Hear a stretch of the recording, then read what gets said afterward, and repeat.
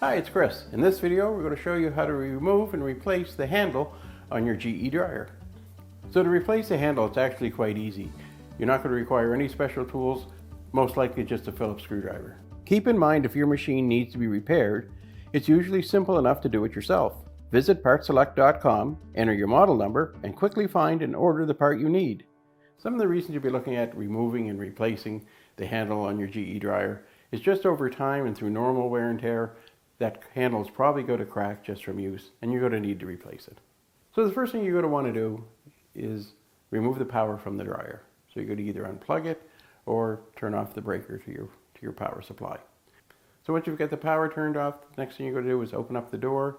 You're going to take your screwdriver, you're going to loosen the screws and remove them where the hinges are attaching the door to the frame. Once you've got that done, then you can now lay the door down onto a flat surface, a table or the counter that's nearby, whatever you have that you can support it with. Probably want to put a cloth or a blanket down just to protect it.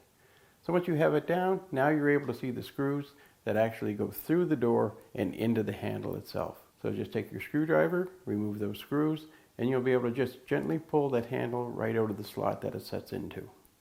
So now to install or reinstall that handle, you're simply going to bring that handle into place on the door, put it back into that slot, and you're going to take those two screws that you removed and put those in and secure them.